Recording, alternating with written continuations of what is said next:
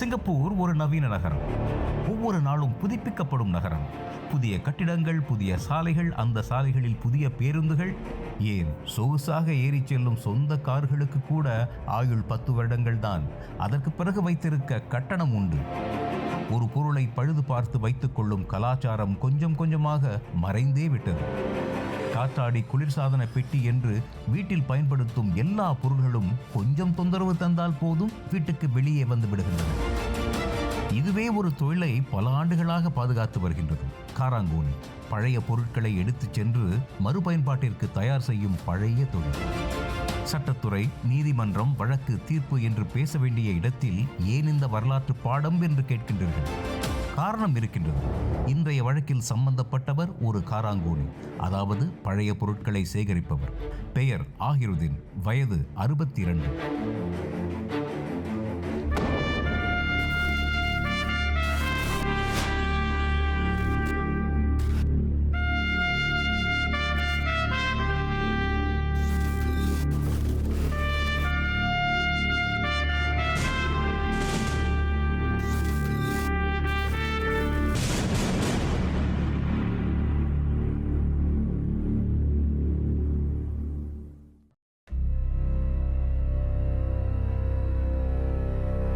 வாழ்க்கையில் சில சமயங்களில் சின்ன விஷயத்தை ரொம்ப பெருசாக கொண்டு வருவோம். அது அதோட விளைவுகள் ரொம்ப விபரீதமாக இருக்கும். சில பேருக்கு ரொம்ப, அதாவது எனக்கு தான் பதவி இருக்குது, எனக்கு தான் அதிகாரம் இருக்குது, அதை நான் எப்படி வேணுமோ பயன்படுத்துவேன் அப்படின்னு நினச்சிட்டு சில பேர் நடந்துருக்காங்க. ஏன்னா நினைக்கிற மாதிரி அந்த மாதிரிலாம் நடக்காது. இப்போ நான் பேச போகிற வழக்கு இது நல்ல உதாரணமாக இருக்கும். 2020 அதுவரை நாம் பார்த்திராத ஒன்று, வெளியே செல்ல தடை. அப்படியே வெளியே சென்றாலும் முகக்கவசம் அணிய உத்தரவு. அது சிங்கப்பூர் மட்டுமல்ல, உலகமே கோவிட் என்ற பெரும் தொற்று நோயால் சங்கடப்பட்டு கொண்டிருந்த காலகட்டம். ஆயிரக்கணக்கானோர் வேலைக்கு கூட செல்ல முடியாமல் வீட்டிலேயே முடங்கி கிடந்தோம். ஆகிருதீனுக்கும் இதுதான் நிலைமை. அவரது நிலைமை அப்பொழுது மிகவும் மோசமாக இருந்தது. காரணம், அவர் தொழிலே வீடு வீடாக சென்று பழைய பொருட்களை சேகரிப்பதுதான். வீட்டை விட்டு வெளியே செல்ல முடியாவிட்டால் வருமானம் என்பது அறவே இருக்காது. இந்த வழக்கு நடந்தது கோவிட் காலத்தில் 2020 நடந்தது. இது அதாவது அந்த சமயத்தில் மே மாதம் இது நடந்தது. இது ஒரு சாதாரண நாள் தான். இவர் என்னோட கட்சிக்காரர் அவர் பேர் ஆயுர்வேதி.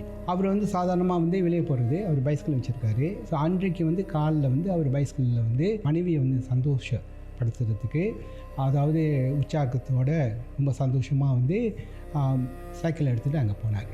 ஏன்னா அவர் அன்றைக்கி போனது எதிர்பாராமல் இந்த மாதிரி ஆபத்தான பயணமாக அமையும்னு அவரே எதிர்பார்க்கல. யாரும் எதிர்பார்த்துருக்க முடியாது. Tak bagus. Bagus, boleh jual tu. சின்ன இடம்தான், ஆனால் ஆகிருதீனை பொறுத்தவரை முற்றும் பழைய பொருட்களால் அலங்கரிக்கப்பட்ட மாளிகை அது. அங்கே தன் மனைவியுடன் அமைதியாக வாழ்ந்து வந்தார் ஆகிருதீன். மனைவி உடல்நலமற்றவர். பல நாட்கள் வீட்டில் சமைப்பது ஆகிருதீன் தான். எத்தனை நாட்கள் தான் இந்த பழைய பொருட்களுடன் இங்கேயே அடைந்து கிடப்பது? வாழ்க்கையின் வழக்கமான சுழற்சிக்கு மனம் ஏங்கியது. எதை பார்த்தாலும் கோபம் வருகிறது. ஒவ்வொரு நாளும் தன்னுடைய மிதிவண்டியில் சுதந்திரமாக சுற்றித்திருந்த ஒரு மனிதர் ஆகிருதீன் இப்பொழுது தான் தங்கியிருந்த இடத்திலேயே அடைப்பட்டு கிடக்க வேண்டிய நிலைமை. கூண்டில் அடைப்பட்டு தப்பிக்க வழியில்லாமல் தவிக்கும் ஒரு விலங்கை போல ஆகிருதீன் தவித்துக் கொண்டிருந்தார். ஸோ இந்த சம்பவத்தை நீங்கள் பார்க்கும்போது ஒரு காலோனி ஆள் அவர் வெளியே போயிருக்காரு. அந்த டைமில் ரிஸ்ட்ரிக்ஷன் இருந்துச்சு. அதே சமயத்தில் நம்ம மாஸ்க் வேர் பண்ண வேண்டிய கட்டாயமும் இருந்துச்சு. ஆனால் அந்த சமயத்தில் அந்த என்பாக்ஸ் ஆஃபீஸர் அவரை பார்க்கும்போது அவர் மாஸ்க்கும் வேர் பண்ணல. அதே சமயத்தில் அவர் வெளியேவும் சுற்றிட்டு இருந்தார். அதே சமயத்தில் அவர் பண்டான் லீவ்ஸை எடுத்துகிட்டு இருந்தார் என்பாக்ஸில். Pandan. Ya apa? Ni lah pandan. Ini je. அவரோட மனைவிக்கு இந்த புபோக் சாச்சா இதை இந்த கஞ்சி இதை கொடுக்கறதுக்கு அவர் முடிவு பண்ணி தான் போனார். நல்ல நோக்கத்தோடு தான் போனார். அது காலப்பொழுது இப்போ சாதாரண நாள் தான். அவர் எதையும் அவர் எதிர்பார்க்கல. எந்த குறிப்பும் அவர் வச்சு போகல. அதான் அது நேஷ்னல் பார்க். அவர் வந்து அங்கே வந்து அந்த பாண்டாங்கையில் இருக்கும் அப்படின்னு அவருக்கு வந்து ஏற்கனவே அவர் போயிருக்கலாம், இல்லை அவருக்கு தெரிய வந்திருக்கும். அதனால தான் அவர் வந்து குறிப்பாக அங்கே போனார். இந்த சந்தர்ப்பத்தில் தான் ஆகிருதீனின் மனைவி ஆசையாக ஒன்றை கேட்டார். வீட்டில் இருந்ததை வைத்து சமைத்து சாப்பிட்டு அவருக்கு நாக்கு மரத்து போய்விட்டது. போபோ சாச்சா. தெரியாதவர்களுக்கு சொல்கின்றேன், அது ஓர் இனிப்பு கஞ்சி. சர்க்கரை வள்ளி கிழங்கு, தேங்காய்பால், இன்னும் சில பொருட்கள். இவற்றோடு முக்கியமாக வாடாத மனம் வீசும் பாண்டான் இலைகள். இது என்ன வழக்கை பற்றி பேசும்பொழுது சமையல் குறிப்பு? உங்கள் ஆதங்கம் புரிகிறது, சற்று பொறுங்கள். இதெல்லாம் காரணமாகத்தான் இந்த பாண்டான் இலைகளால் ஒரு பெரும் பிரச்சனை உருவாகும் என்று யார்தான் எதிர்பார்த்திருக்க முடியும்? ஸோ இவர் வந்து நல்ல எண்ணத்தோட நல்ல நோக்கத்தோடு தான் அங்கே புறப்பட்டார். பாண்டாங் லீஃபை வந்து அவர் எடுக்கிறதுக்கு வந்து அப்படின்ட்டு கத்தி வந்து அவரோட ஷூஸில் வந்து வச்சுருந்தார். அதாவது அவர் மறைமுகமாக ரகசியமாக யாருக்கும் தெரியாமல் தென்படாமல் இருக்கிறதுக்கு இதை வந்து அவர் வந்து 2 ஷூலையும் வந்து வச்சுருந்துருக்காரு மறைச்சி. அதே சமயத்தில் வந்து அந்த வாக்கிங் ஸ்டிக்கு அவர் எடுத்துகிட்டு போனது, அது உள்ளார வந்து அருவாள் இருந்திருக்கு. அந்த அருவாள் வந்து 21 சென்டிமீட்டர். யாருக்கும் இது தெரியாது, அவரோட குடும்பத்துக்கு கூட இது தெரியாது. அதில் எந்த சந்தேகமும் இல்லை. யாரையும் வந்து தாக்குறதுக்கோ யார் மேலேயும் எந்த குறியும் வைக்கிறதுக்கு அவர் வந்து எதுவும் வந்து இன்னும் வைக்கலை. கத்தியை எடுத்து அவர் வெட்டிட்டார். பாண்டாங்கிலனா வெட்டிட்டு அங்கே யாரும் இல்லை. ஏன்னா அது கோவிட் டைம் வந்து மாஸ்க் போட்டாகும். கோவிடோட ரெகுலேஷன்ஸ் வந்து ஃபாஸ்டில் இருக்குது. மற்றபடி வந்து வீட்டை விட்டு போகிறதுக்கு வந்து அனுமதி வேணும். இதுதான் வந்து அவர் இல்லாமல் சாதாரணமாக போயிருக்காங்க. Balik pukul berapa nanti? Tengoklah aku balik. Jangan lambat tau. Ha? Yelah. Okey.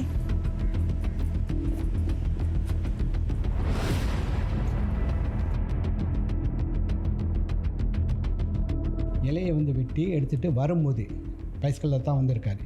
வரும்போது இந்த national park port enforcement officers வந்து 2 பேர் அங்கே இருந்திருக்காங்க. I mean, majority of Singaporeans were quite compliant, but there's this small minority that was a little bit difficult to handle. They were quite reluctant to wear the mask all the time. Like they will wear it for a period of time, like maybe for a few minutes, and then they will take it off, claiming that it's very uncomfortable or they have an existing medical condition that requires them to be taking in fresher air rather than just wearing the mask and feeling very confined with it. When I insist, usually we will give them 3 warnings. Not warnings, more of like advisories for them to keep the mask on. I was quite strict back then. After the 3rd time, I would straight away just ask for the IC to enforce the whole regulation. Covid டைமில் நீங்கள் பார்க்க போனீங்கன்னா அதில் வந்து பல விஷயங்கள் இருக்குது. ஒன்று வந்து அந்த பயம், நமக்கும் அந்த கோவிட் நோய் வந்ததுமோ அந்த பயம். ஸோ அதுவே வந்து எல்லாத்தையும் வந்து ஒரு என்சைட்டி இல்லாட்டி ஒரு என்ஷியஸான நிலைமையில் வந்து எல்லாரும் வந்து இருக்கோம். 2வது வந்து அந்த ரிஸ்ட்ரிக்ஷன்ஸ், வெளியே போகக்கூடாது. வெளியே போனாலும் வந்து ஒரு குறிப்பிட்ட வந்து டிஸ்டன்ஸில் வந்து நம்ம எல்லாரும் இருக்கணும். அதே சமயத்தில் வந்து அத்தியாவசிய பொருட்கள் வாங்குறதுக்கு மட்டும் தான் நீங்கள் வெளியே போக முடியும், இல்லாட்டி நீங்கள் வெளியவே போகக்கூடாது. ஸோ இந்த மாதிரி செய்யும்போது அந்த ஒரு கூண்டுக்குள்ளே வந்து அகப்பட்ட ஒரு உணர்வு இருக்கும். நாங்களும் வந்து ஒரு இன்னும் வில்கள் தோட்டத்தில் இருக்கிற அந்த ஒரு அனிமல் மாதிரி வந்து நாங்களும் வந்து அகப்பட்டு இருக்கிற மாதிரி ஒரு நிலைமை இருக்கும்போது அது வந்து ஒரு ஆளோட மன நிலைமையை வந்து பாதிக்கிறதுக்கு அதிக அளவு இருக்குது. ஸோ அதனாலேயே வந்து அவர் வந்து அந்த காலகட்டத்தில் வெளியே போகும்போது அவருக்கும் அந்த மன உளைச்சல் இருந்திருக்கும். அதே சமயத்தில் அந்த வேரினஸ்ன்னு சொல்லுவாங்க பார்த்தீங்களா, அதுவும் வந்து அவருக்கு இருந்திருக்கும். ஸோ அந்த என்பக்ஸ் ஆள் அவரை வந்து நோக்கி வந்து இந்த மாதிரி கேள்விகள்லாம் கேட்கும்போது அந்த என்சைட்டி, அந்த என்ஷியஸ்னஸ் வந்து கோபமாக வெளிப்படுறதுக்கு அதிக வாய்ப்பு இருக்குது. பழைய பொருட்களை விற்கும் இடத்திற்கு நீங்கள் சென்றிருந்தால் ஒன்றை பார்ப்பீர்கள். ஒவ்வொரு பொருளிலும் பல வகை இருக்கும். சுவர் கடிகாரம் என்றால் அதில் ஒரு 10, நாற்காலி என்றால் அதில் ஒரு 5 வகை. இப்படி எல்லாம் பயன்படுத்தப்பட்ட பழைய பொருட்களாக இருந்தாலும் ஒவ்வொன்றிலும் பல வகை இருக்கும். அதே போலத்தான் ஆகிருதீன் சேகரித்த கத்திகளும், எல்லா வகை கத்திகளும் இருந்தன. எத்தனை என்று சரியாக சொல்ல முடியாது, அத்தனை கத்திகள். அவற்றை எடுத்து மழுங்காமல் கூறாக இருக்கின்றனவா என்று பார்ப்பதில் ஆகிருதீனுக்கு ஓர் அலாதி இன்பம். இன்னும் சொல்லப்போனால் அவர் வெளியே செல்லும் போதெல்லாம் 1-2 கத்திகளை தன்னோடு கொண்டு போவதே வழக்கமாக வைத்திருந்தார். இந்த தகவல் இப்போதைக்கு இப்படியே இருக்கட்டும், இன்னும் ஒரு இடத்திற்கு செல்வோம்.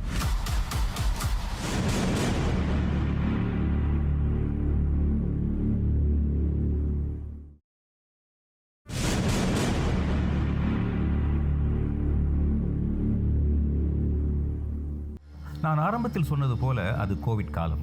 அப்போது கூட இந்த அதிகாரிகள் ஓய்வு இல்லாமல் சக்கரம் போல் சுற்றி வந்தார்கள். பொது இடங்கள், பூங்காக்கள், இங்கே வருபவர்கள் கடைபிடிக்க வேண்டிய சில விதிமுறைகள் இருந்தன. விதிமுறைகளை மீறாமல் அனைவரும் இந்த பூங்காவை பயன்படுத்துகின்றார்களா என்று கண்காணிப்பது இந்த இரு அதிகாரிகளின் வேலை.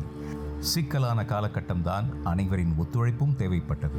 இப்போ வந்து அவரோட தொழிலை பார்க்கணுன்னா அவர் வந்து ஒரு காலவணி, அதாவது வெளியே இருக்கிற பழைய பொருட்களை வந்து அவர் சேகரித்து அதை விற்கிற ஆள்.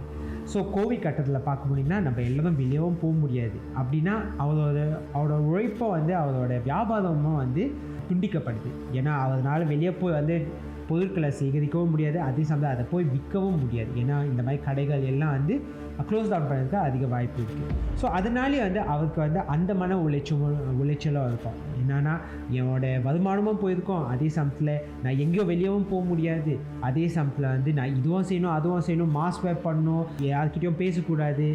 அது மட்டும் இல்லாமல் அந்த கோவிட்னு அந்த பயம், எனக்கும் கோவிட் வந்துருமா, எனக்கு வந்துச்சுன்னா என் குடும்பத்தாருக்கு வந்துருமா, அந்த போன்ற உணர்வுகள் எல்லாம் சேர்ந்து ஒரு பேக்கேஜாக வந்துச்சுன்னா கண்டிப்பாக வந்து அது வந்து ஒரு ஆளோட மன வலிமையை வந்து குறைக்க வந்து ரொம்பவும் இருக்கும். அதே சமயத்தில் வந்து மன உளைச்சல் உண்டாக்குறதுக்கும் வந்து அது வந்து ரொம்ப ஒரு பெரிய தூண்டுகோலாகவும் இருக்கும். ஆகிருதேனும் அந்த பூங்காவுக்கு வந்தார். வீட்டிலேயே அடைந்து கிடக்கின்றோமே, காலார நடந்துவிட்டு வருவோம் என்பதற்காக அல்ல. இப்பொழுதுதான் நான் சற்று முன் கொடுத்த பூபோ சாச்சா சமையல் குறிப்பை நீங்கள் நினைவுபடுத்திக் கொள்ள வேண்டும். ஆகிருதீன் தன் பழைய சைக்கிளில் இருந்து இறங்கினார். தன் சொந்த தோட்டத்திற்குள் நுழைவது போல் உரிமையோடு அங்கிருந்த பாண்டான் இலைகளை பறிக்க ஆரம்பித்தார். இல்லை, இன்னும் சரியாக சொல்ல வேண்டும், அந்த இலைகளை தான் எப்பொழுதுமே வெளியே செல்கையில் தன் காலனிக்குள் பத்திரமாக செருகி வைத்திருக்கும் கத்தியால் அறுவடை செய்தார். அந்த இலைகளை பத்திரமாக தான் கொண்டு வந்திருந்த நெகிழ்ப்பையில் போட்டார். மறுபடியும் சைக்கிளை எடுத்துக்கொண்டு திரும்ப வீட்டிற்கு போகும்போதுதான் அந்த சம்பவம் நடந்தது. பூங்காவை சுற்றி வந்து கொண்டிருந்த அதிகாரிகள் அவரை தடுத்து நிறுத்தினார்கள். உண்மையில் அவர்கள் அவரை தடுத்து நிறுத்தியது முகக்கவசம் அணியவில்லை என்பதற்காகத்தான். அருகில் வந்த பிறகுதான் பையில் இருந்த பாண்டான் இலைகள் அவர்களது கண்களில் பட்டன. What? Sir, come down. Now it's locked down, so everyone have to wear a mask. What mask? Tak ada mask. அவங்க வந்து டிஸ்டன்ஸ் என்ஃபோர்ஸ்மெண்ட் ஆஃபீஸர், மற்றபடி வந்து பார்த்துருக்கிறதுக்கு அவங்க வந்து இவரை வந்து கவனிச்சிருந்துருக்காங்க, பார்த்துருக்காங்க. அவர் இங்கே பார்த்தது வந்து இவர் வந்து மாஸ்க் போடல ஒன்று. ரெண்டாவது வந்து பாண்டாங் லீஃபை வந்து, அதாவது அந்த பாண்டாங் இலையை வந்து அவர் வெட்டுறது வந்து அங்கே வந்து தவறு. ஏன்னா இது வந்து பூங்காவனம். ஸோ இதை வந்து அவங்க கவனிச்சிருக்காங்க. அப்போ அவங்க வந்து அந்த வங்கி அந்த இதில் வந்திருக்காங்க, பாக்கோட இது மாதிரி இவரை வந்து நிப்பாட்டி கேட்டிருக்காங்க, இந்த மாதிரி வந்து நீங்கள் எதுக்கு இங்கே வந்தீங்க, இந்த மாதிரி பாண்டாங்க ஏன் மாஸ்க் போடல. ஸோ அந்த மாதிரி இருக்கும்போது இவர் கொஞ்சம் கோபக்காரர். ஸோ சின்ன கோபமாக இருந்தது வந்து விஸ்வரூபமாகிட்டு. இந்த சுச்சுவேஷனில் வந்து அவர் வந்து ஒரு முதியோர். ஸோ அதனாலே வந்து அவருக்கு வந்து சில வந்து ஆசைகள் இருக்கிறதுக்கு வாய்ப்பு இருக்குது. உதாரணத்துக்கு வந்து அவரோட மனைவி தான் வந்து எனக்கு வந்து இந்த பூபோ சாச்சா செய்யணும்னு ஆசையாக கேட்டுருப்பாங்க. ஸோ அந்த ஆசையை நான் நிறைவேற்றணும். அதே சமயத்தில் வந்து எனக்கு அந்த பணப்பற்றாக்குறையும் இருந்திருக்கு. அதே சமயத்தில் வந்து என்னால் வந்து வெளியவும் போய் வந்து காசு சம்பாதிக்க முடியாது. என்னால் முடிஞ்சதை நான் என்ன பண்ண முடியும், இந்த மாதிரி என்பாக்ஸில் போய் அந்த பண்டான் எடுத்து அவங்களுக்கு வந்து அவங்க கேட்டதை வந்து எனக்கு வந்து அவங்களுக்கு செய்யணும்னு அந்த ஆசைனாலையும் வந்து அவங்க வெளியே போயிருக்கலாம். ஆனால் அதே சமயத்தை பார்க்க போனீங்கன்னா அந்த ஆசையும் இருக்குது, அதே சமயத்தில் அது பயமாக இருக்குது. வெளியே போய் வந்து யாராவது கிட்ட மாட்டிக்கிட்டேன்னா, ஏன்னா அந்த டைமில் வந்து நான் வெளியவும் போகக்கூடாது, அதே சமயத்தில் வந்து என்பாக்ஸ் ஜெனரலாக வந்து நீங்கள் போய் இதெல்லாம் வந்து எடுக்கவும் முடியாது. ஸோ அந்த ஒரு ஹைட்டன் ஸ்டேட்டில் இருப்பாங்க, பயமாக இருக்கும். யார்கிட்ட பிடிப்பட்டேன்னா $300 ஃபைன் கட்டணும், இந்த மாதிரி அதெல்லாம் யோசிப்பாங்க. அதே சமயத்தில் வந்து என்பாக்ஸ்லேருந்து நான் வந்து அகப்பட்டுட்டேன்னா அதுக்கும் நான் வந்து ஏதாச்சும் வந்து சொல்லணும், இல்லாட்டி ஏதாச்சும் தண்டனை வந்து கண்டிப்பாக எனக்கு போயிடும். ஸோ அதனாலேயே வந்து அந்த என்பாக்ஸ் ஆஃபீஸர் அவர் கண் முன்னாடி வரும்போது அந்த பயமே அவரை வந்து ஒரு இக்கட்டான நிலைக்கு வந்து ஏற்றிருக்கும். இவருடைய உலகம் வந்து ரொம்ப சின்ன உலகம். இவருக்கு வந்து படிப்பு இல்லை, மற்றபடி வேலை வந்து சரியான வேலை இல்லை, குடும்பமும் வந்து சரியான நிலையில் இல்லை. ஸோ இவர் சின்ன உலகத்தில் தான் வாழ்ந்துக்கிட்டு இருந்திருக்கார் ஆரம்பத்துலேயே. சம்பவம் நடந்த பிறகு அவரோட வாழ்க்கையே வந்து வேறு மாதிரி மாறிட்டு.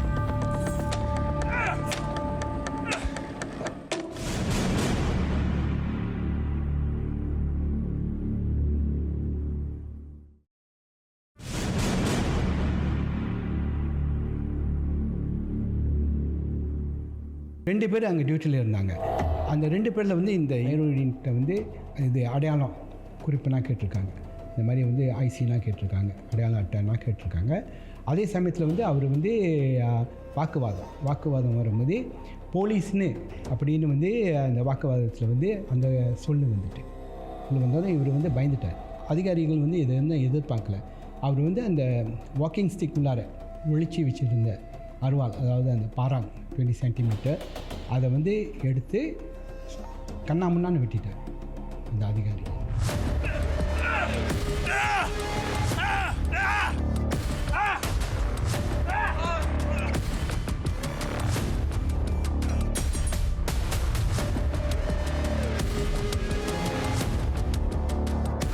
கண்ணாமுன்னான்னு வெட்டி நெஞ்சு, கை, தோல் பட்டை எல்லாத்தையும் கண்ணாமுன்னான்னு வெட்ட ஆரம்பிச்சோன்னா எல்லாம் பயந்துட்டாங்க.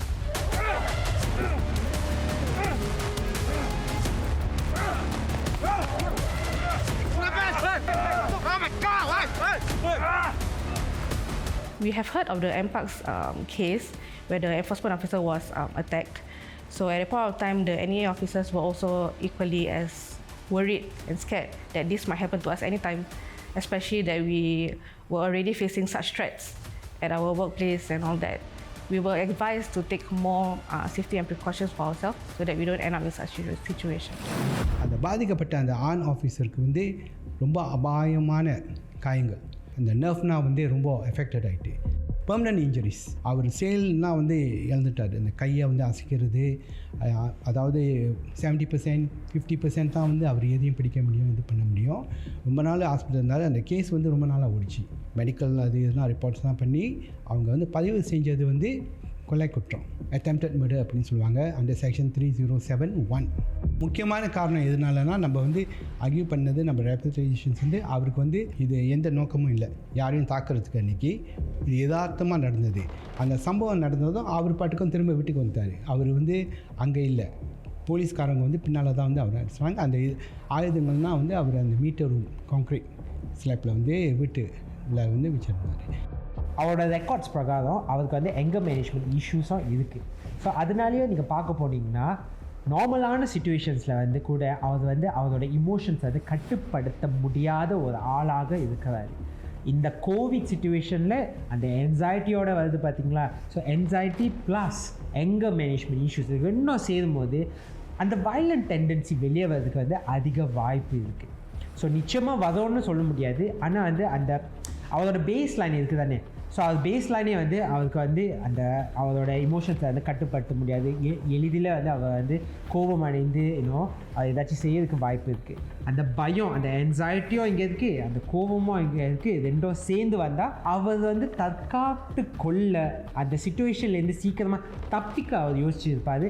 அதனாலேயே வந்து அந்த மாதிரி வந்து ஒரு வயலண்ட் டெண்டன்சி அவர் வந்து கையாண்டு இருப்பார். There was this one time where I was deployed to Bedok. I think, if I'm not wrong, it was Bedok. And I asked this chicken rice uncle to put on his mask while he was interacting with the customers. And he was very, very difficult. He didn't want to even put it on, let alone stay on for like a few minutes. So when I wanted to ask for his IC, he started to threaten me with his chopper while he was chopping the chicken. And he started to step up his stall and started to chase me. It was really difficult because as an NEA officer, we were not trained to self-defense. Anything could happen in a matter of seconds. That chopper could have reached me or my partner, and it could have been escalated very quickly from there. Like, what do we do next? Do we call the ambulance? Will the patrons nearby help us call the ambulance while we attend to the injuries? So I was feeling a little bit uncertain with what to do next. We had to move a few blocks away from the place as we called the police for help because we couldn't stay nearby because I was afraid that the man was still agitated at the point of time. இந்த வழக்கில் என்னோடய சவால் வந்து அந்த வழக்கு நடக்கும்போது high court judge வந்து என்ன அவங்க பார்த்தாங்க, என்ன கேட்டாங்க அந்த வழக்குலன்னா வந்து, அதாவது இவர் வந்து இப்போ பாண்டாங் நிலையை தான் வந்து பறிக்க போயிருக்காரு. இதுக்கு வந்து இவ்வளோ கத்தி எடுத்துகிட்டு போக வேண்டியதில்லை, தேவையில்லை. 2 கத்தி, ஒரு அருவா, எல்லாம் கூர்மையாக உள்ளது. இப்போ இவர் வந்து என்கிட்ட சொன்னது, நான் போய் இவரோட சிறுசாலையில் பார்த்தேன், இவர்கிட்ட பேசும்போது அவரோட ப்ரொடெக்ஷன், யாரும் அவரை தாக்காமல் இருக்கிறதுக்கு அவரோட மைண்ட் செட் அப்படி. பாண்டாங் இலையை வந்து வெட்டுறதுக்கு வந்து அவர் பயன்படுத்தியிருக்காரு, அது கிராம்பி லைட்ஸ்.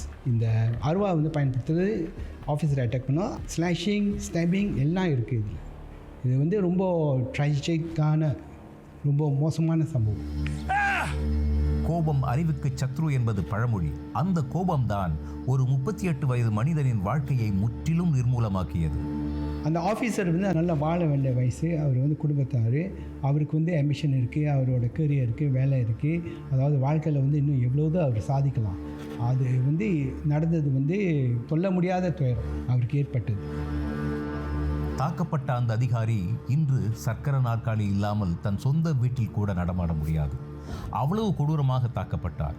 உடம்பில் இந்த பகுதிதான் என்று சொல்ல முடியாத அளவுக்கு அத்தனை கத்திக்குத்து காயங்கள். கேள்விப்பட்டவர்களை அதிர வைக்கும் மூர்க்கத்தனமான தாக்குதல். எந்த வகையிலும் நியாயப்படுத்த முடியாத வன்முறை. பொது இடங்களில் விதிமுறைகளை சொல்லி தங்கள் கடமையை செய்யும் இந்த அதிகாரிகள் எதிர்நோக்கும் அபாயங்கள் எவ்வளவு பெரியதாக இருக்கும் என்பது நம்மை திடுக்கிட வைக்கின்றது. அதுவும் பெரும்பான்மையினர் சட்டத்திட்டங்களை மதித்து நடக்கும் சிங்கப்பூர் போன்ற ஒரு நாட்டில்.